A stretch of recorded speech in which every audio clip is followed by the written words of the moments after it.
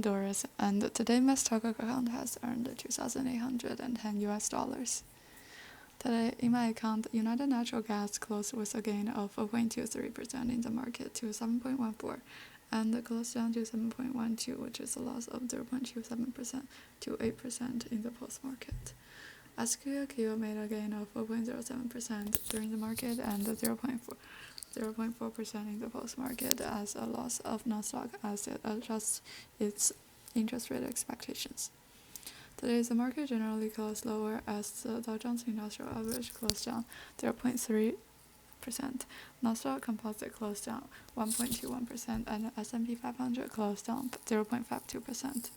Today, the semiconductors and the auto manufacturers closed with leading a loss of more than 2%. The auto manufacturers in the ETF closed down 3.41%. The tech industries closed down with a loss of generally more than 1%. On the other hand, the energy and the resources industries ETF closed out more than 1%. Mr. Powell shares reiterated his determination and the FOMC's determination to interest rate hikes to curb inflation future. Federal Reserve Chairman Jerome Powell began speaking before the House Financial Services Committee on Wednesday. It was the first time Mr. Powell has testified before Congress since early March. Mr. Powell said policymakers expected interest rates to need to rise to bring U.S.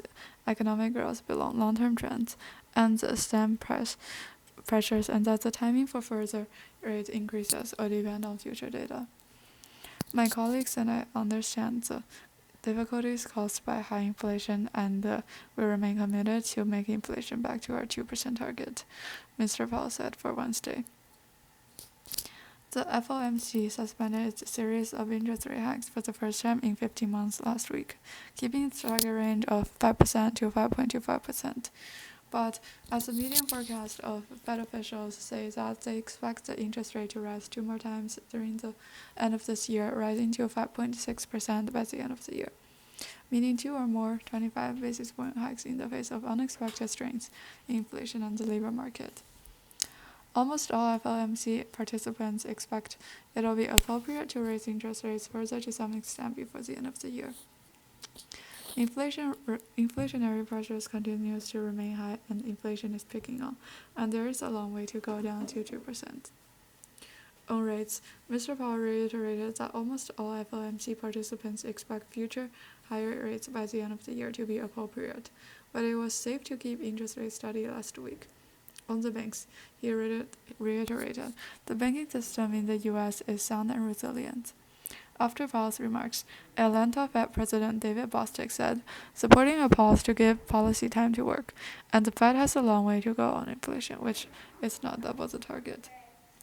Bostic said continuing interest rate now could unnecessarily undermine economic momentum.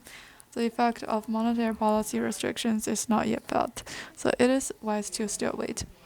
LPL Financial Chief Global Strategist Quincy Crosby said U.S. stocks are overbought and needed some stimulus last week. It reached its highest point last week as S&P 500 and Nasdaq moved higher and broke key resistance levels, supported by increased volume and increased participation. And the volatility also increased, but the day sell-off was not too intense, allowing the market to absorb the gains and wait for another strong catalyst.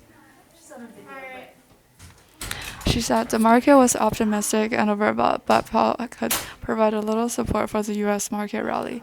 But if he suggests he's in the hawkish camp, the market may need to continue to lock in earnings until a more effective catalyst emerges. Goldman Sachs raised its S&P 500 target to 4,700 over the next 12 months. The agency revised its forecast for the S&P 500 from 4,300 to 4,500 and 4,700 respectively. Goldman Sachs said investors' risk appetite has increased as inflation continues to reset and enthusiasm for AI. Inflation continued to ease despite the Fed suggesting further interest rates. It believes the market implied inflation recession probability is less than 50% over the next 12 months. It is bullish on AI, suggesting that AI represented a new potential long-term profit catalyst. Although the magnitude and timing of the impact are uncertain, we have recently noted that widespread enterprise adoption of AI can improve productivity across the economy and bring higher returns than we assumed in our baseline forecast. That's all we have for today. Thank you for listening.